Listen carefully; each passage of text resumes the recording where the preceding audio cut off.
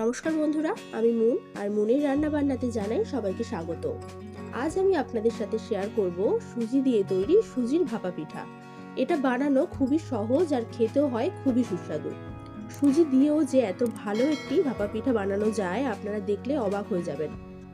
একটা একটা করে তৈরি করলে অনেক সময় লেগে যায়, তাই আমি আজকে একবারে পরিবারের সবার জন্য একসঙ্গে অনেকগুলো ভাপা পিঠা বানিয়ে দেখাবো। তাহলে চলুন ভিডিওটি দেখতে থাকুন। প্রথমেই আমি সুজির একটা ব্যাটার বানিয়ে নেব। তাই আমি একটা বড় পাত্র নিয়েছি আর পাত্রতে দিয়ে দিচ্ছি বড় চামচে 2 চামচ টক দই আর দিয়ে দিচ্ছি গুঁড়ো করা চিনি। আমি এখানে বড় চামচে 3 চামচ গুঁড়ো করা চিনি দিচ্ছি।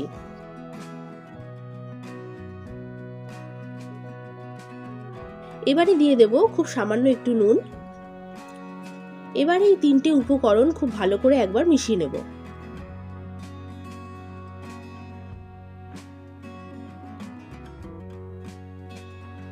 দেখুন আমি খুব ভালো করে মিশিয়ে নিয়েছি। এবারে এর মধ্যে আমি দিয়ে দেব সুজি। আমি এখানে 1 প্যাকেট সুজি নিয়েছি, এখানে 150 গ্রামের মতন সুজি আছে। এবার এই সুজির সাথেও খুব ভালো করে মিশিয়ে নেব সবকিছু।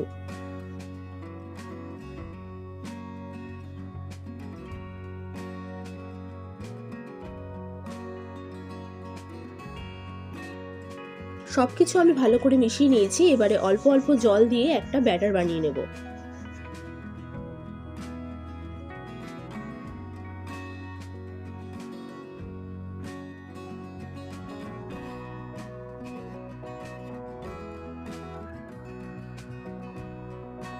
দেখুন আমি এখানে একটা পাতলা ব্যাটার বানিয়ে নিয়েছি।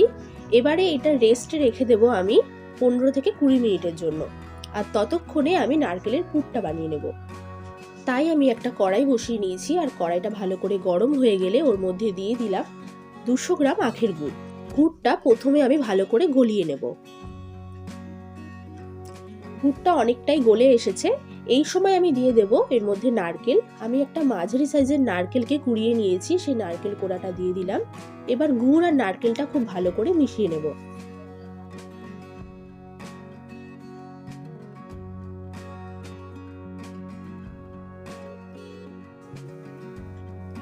দেখুন গুড় আর নারকেলটা আমি খুব ভালো করে মিশিয়ে নিয়েছি। এবার পাক আসা অবধি অপেক্ষা করতে হবে। নারকেলটায় ভালো করে পাক আনতে হবে, যেন একটু শক্ত শক্ত হয়ে যায়।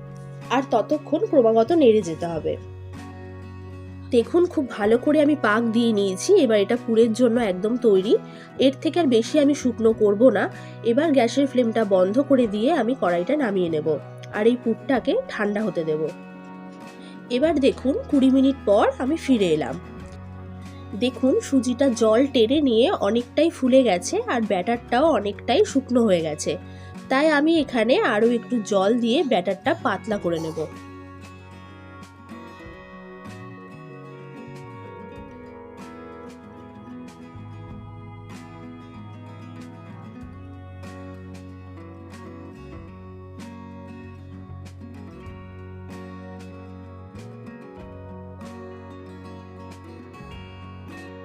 দেখুন জল দিয়ে ব্যাটারটা আমি পাতলা করে নিয়েছি। এবারে এর মধ্যে আমি দিয়ে দেব হাফ চামচের মতন বেকিং পাউডার। তারপর আবারও একবার খুব ভালো করে সবকিছু মিশিয়ে নেব।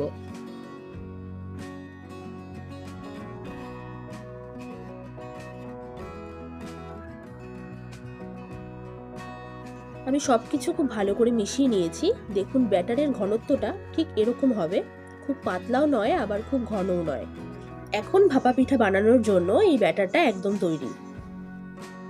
আর এদিকে পুরটাও ঠান্ডা হয়ে গেছে। পুরের থেকে কিছুটা হাতের মধ্যে নিয়ে হাতের সাহায্যে লম্বা করে নিচ্ছি। হাত দিয়ে এরকম চেপে চেপে লম্বা করে নিলেই হয়ে যাবে। একটু সমান করে নিতে হবে। আমি এরকম একটা বানিয়ে নিলাম। এরকম আমি 3টে বানিয়ে নেব। দেখুন আমার 3টে বানিয়ে নেওয়া হয়ে গেছে, তবে আপনারা চাইলে 2টোও করতে পারেন। আমার ভাপা পিঠাটা বানানোর জন্য 3টে গ্লাস লাগছে। আমি 3টে গ্লাস নিয়ে নিয়েছি। এবার এই 3টে গ্লাসের মধ্যে আমি অল্প অল্প করে সাদা তেল দিয়ে দিচ্ছি আর একটা ব্রাশের সাহায্যে তেলটা ভালো করে মাখিয়ে নেব।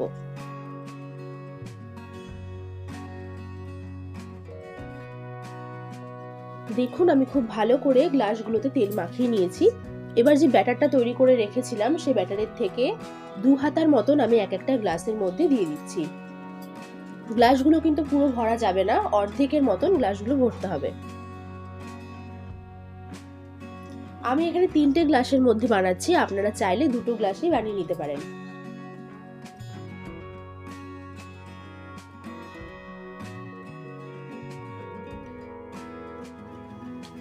আমার 3টে গ্লাসেই ব্যাটারগুলো ভরে নেওয়া হয়ে গেছে। এবার আগে থেকে যে আমি পুরটা বানিয়ে রেখেছিলাম সেই পুরটা আমি নিয়ে এই গ্লাসের মাঝ বরাবর লম্বা করে দিয়ে দিচ্ছি।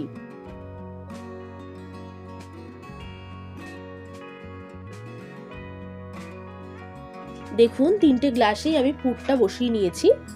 এবার এটা ভাপে বসাতে হবে, সেই জন্য আমি একটা কড়াইতে কিছুটা জল দিয়ে ভালো করে গরম করে নিয়েছি। আর এই কড়াইয়ের জলের মধ্যে আমি 3টে গ্লাস বসিয়ে দিচ্ছি।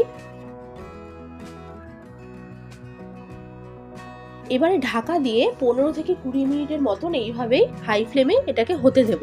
আর এই ঢাকনার মধ্যে যে একটা ছিদ্র আছে, ছিদ্রটা একটা কাগজের টুকরো দিয়ে বন্ধ করে দেব। 20 মিনিট পর আমি ফিরে এলাম, ঢাকনাটা এবার তুলছি। দেখুন কতটা ফুলে গেছে। একটা গ্লাসে একটু কম ব্যাটার দেওয়ার কারণে একটু ছোট হয়েছে, আর ওপর থেকে নারকেলের পুরটা একটু বেশি দেখা যাচ্ছে। এখন একটা টুথপিকের সাহায্যে দেখে নিচ্ছি ভেতরটা কাঁচা আছে কিনা। দেখুন একদম পরিষ্কার বেরিয়েছে, তার মানে একদম ভাপা পিঠাটা এখন তৈরি। এবার এই গ্লাসগুলো তুলে নেব আমি। 3টে গ্লাসই আমি তুলে নিয়েছি। এবার এই ভাপা পিঠাগুলো খুব ভালো করে ঠান্ডা করে নিতে হবে। এই ভাপা পিঠাগুলো এখন একদম ঠান্ডা হয়ে গেছে। এবার একটা ছুরির সাহায্যে আমি চারিপাশটা ছাড়িয়ে নেব। এইভাবে ছুরির সাহায্যে ছাড়িয়ে নিলে খুব সহজে গ্লাস থেকে বেরিয়ে আসে।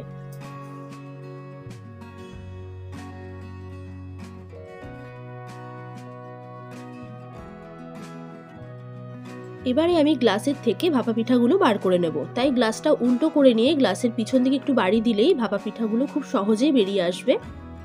দেখুন কত সহজেই ভাপা পিঠাগুলো বাইরে বেরিয়ে এলো। এইভাবে আমি সব পিঠাগুলো বের করে নেব।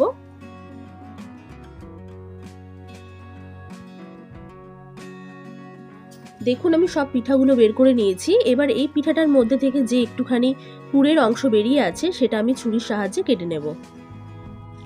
এইভাবে যদি ভাপা পিঠা তৈরি করা হয় তাহলে আর একটা একটা করে ভাপে বসিয়ে পিঠা তৈরি করতে হয় না, একবারেই অনেকগুলো পিঠা তৈরি হয়ে যায়।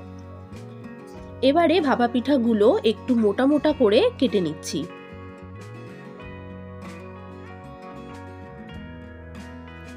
দেখুন পিঠাগুলো দেখতে কত সুন্দর লাগছে, আর ভেতরের পুরটাও কত সুন্দর সেট হয়ে আছে। দেখে আপনারা বুঝতে পারছেন যে এটা খেতে কতটা সুস্বাদু হতে পারে। এইভাবে যদি ভাপা পিঠাগুলো তৈরি করা যায় তাহলে চালের গুঁড়োর প্রয়োজন হয় না, সুজি দিয়েই একদম নরম তুলতুলে ভাপা পিঠা তৈরি করতে পারবেন। এই পিঠাগুলো না খেলে বুঝতেই পারবেন না যে এটা খেতে কতটা মজার। বাইরেটা নরম তুলতুলে আর ভেতরে পুরে ভরা। অবশ্যই একদিন বাড়িতে বানাবেন, এই অনুরোধ রইল। তাহলে বন্ধুরা, আমার আজকের ভিডিওটা কেমন লাগলো আমাকে অবশ্যই কমেন্ট করে জানাবেন। ভালো লাগলে একটি লাইক করে দেবেন, আর আমার চ্যানেলটা সাবস্ক্রাইব করার অনুরোধ রইল। সবাই অনেক ভালো থাকবেন আর সুস্থ থাকবেন। ধন্যবাদ।